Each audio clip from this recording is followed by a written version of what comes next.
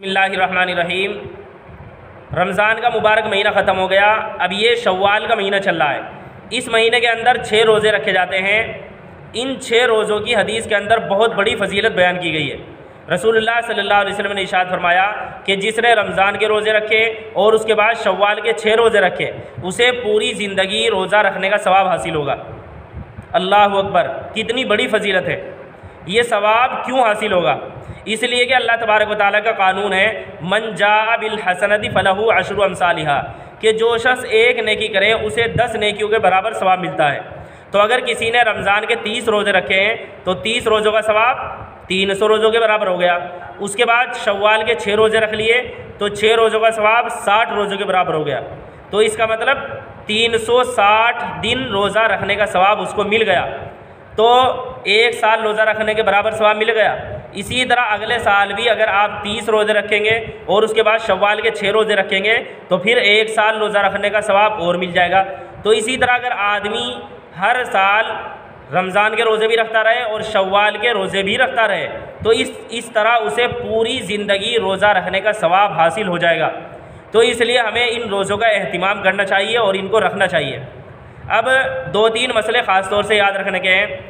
एक तो ये कि ये जो 6 रोज़े हैं ये इकट्ठे रखना ज़रूरी नहीं है, लगातार रखना ज़रूरी नहीं है, बल्कि आज एक रोज़ा रख लिया, फिर 2-3 दिन छोड़कर फिर रोज़ा रख लिया, तो लगातार रखने ज़रूरी नहीं है, बल्कि आदमी छोड़ कर भी इनको रख सकता है। बस शर्त यह है कि इस महीने के अंदर ये 6 रोज़े पूरे हो जाए। दूसरी बात ये याद रखें कि सिर्फ़ रमज़ान के रोज़े रखना फ़र्ज़ है। इसके अलावा जितने भी रोज़े रखे जाते हैं, जैसे ज़िलहिज्जा का रोज़ा, मुहर्रम का रोज़ा, 15 शाबान का रोज़ा, या इसी तरह शव्वाल के 6 रोज़े, ये सारे रोज़े रखना फ़र्ज़ नहीं है, बल्कि या तो सुन्नत है या मुस्ताहब है।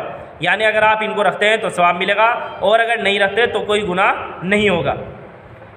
तीसरी बात ये याद रखना चाहिए कि अगर किसी के रमज़ान में रोज़े छूट गए हों, बीमारी की वजह से या सफ़र की वजह से, या औरत को माहवारी आ गई थी इसलिए रोज़े छूट गए, तो पहले जो रोज़े छूट गए हैं पहले उनको रखना चाहिए, उसके बाद शव्वाल के 6 रोज़े रखना चाहिए। आखिरी बात और ज़रूरी बात ये याद रखने की है कि इन 6 रोज़ों के अंदर रमज़ान के क़ज़ा रोज़ों की नीयत जायज़ नहीं है।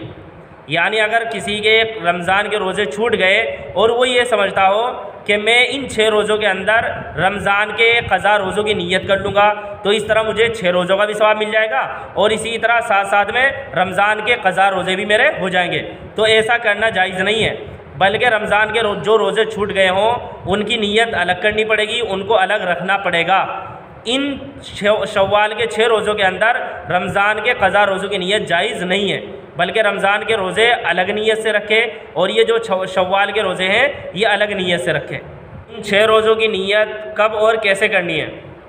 तो याद रखना चाहिए कि जैसे आपको कल को रोज़ा रखना है तो आज ही नीयत कर लें कि मैं कल को रोज़ा रखूँगा, और अगर आज नीयत नहीं की तो कल जिस वक्त आप सहरी खाएँ तो सहरी में ही नीयत कर लें कि आज का मेरा रोज़ा है। बस आपकी नीयत हो गई।